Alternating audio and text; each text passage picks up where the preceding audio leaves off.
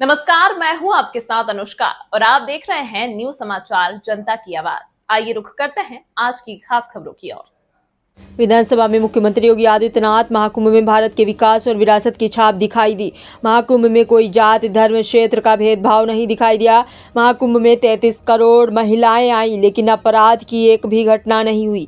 आप भारत की आस्था के साथ खिलवाड़ करते हैं। आपने कहा कि हमारी सोच सांप्रदायिक है, लेकिन आप हमें बताएं कि हम कैसे सांप्रदायिक हो सकते हैं। हम सबका साथ सबका विकास की बात करते हैं। 45 दिनों के आयोजन ने भारत की विरासत और विकास की एक अनुपम छाप ने केवल भारत बल्कि पूरी दुनिया में छोड़ी है।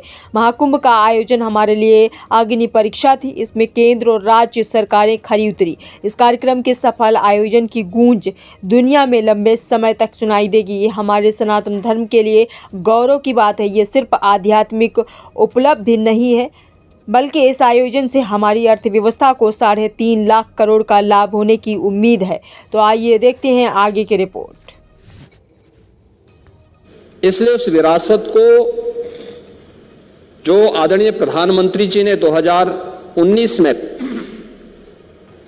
काशी विश्वनाथ धाम से प्रारंभ किया था, 2020 में अयोध्या में श्री राम जन्मभूमि पर राम मंदिर के शिलान्यास के बाद आगे बढ़ा। प्रयागराज महाकुंभ उसका एक चरम उत्कर्ष रूप के रूप में देश और दुनिया के सामने आया है। और उसी विरासत की आर्थिकी क्या हो सकती है, वह विरासत विकास के साथ साथ आस्था को आर्थिकी के साथ कैसे जोड़ सकता है, इसके कुछ उदाहरण भी हैं, जिसमें कैट ने स्वयं इस बारे में कहा है कि महाकुंभ में लगभग 3 लाख करोड़ यानी 360 बिलियन अमेरिकी डॉलर से अधिक का व्यापार हुआ है, यानी इससे लेन देन हुआ है। ये प्रदेश की अर्थव्यवस्था में सहभागी बनेगा।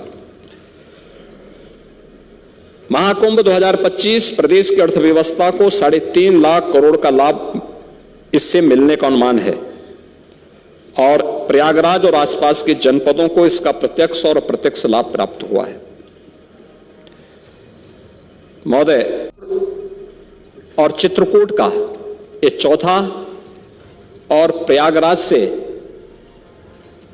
जो हम 5वां आस्था के कॉरिडोर को बनाने की व्यवस्था कर रहे हैं, जिसमें हम लोगों ने देखा कि देश भर के श्रद्धालु आने के इच्छुक थे, दिखाई दे रहे थे और पिछले 1.5 महीनों में उनकी उपस्थिति उन सभी क्षेत्रों में थी। तो अब प्रयागराज से होते हुए वृंदावन, मथुरा वृंदावन और सुखतीर्थ में ये उपस्थिति वहां देखने को मिली। एक छोटा सा उदाहरण पर्याप्त है, बहुत सारे ऐसे उदाहरण हैं जिसमें प्रयागराज का है और वह समाजवादी पार्टी इसमें ज्यादा चर्चा कर रही थी कि नाविकों का शोषण हो रहा है, नाविकों को देखभाल नहीं की जा रही है। मैं एक नाविक परिवार की एक सक्सेस स्टोरी यहां पे बता रहा हूं।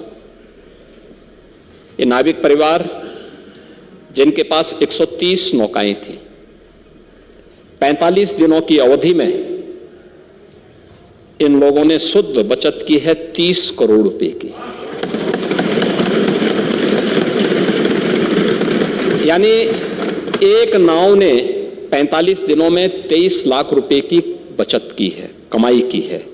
प्रतिदिन के अगर आप बजट उनकी बचत देखेंगे तो यह लगभग 50 से लेके 52,000 पर डे की उनकी इनकम थी एक नाव की। और इसमें मैं तो गया था 27 फरवरी को प्रयागराज में, और प्रयागराज में जाकर के हम लोगों ने मैंने पहले मां गंगा के प्रति कृतज्ञता ज्ञापित की थी।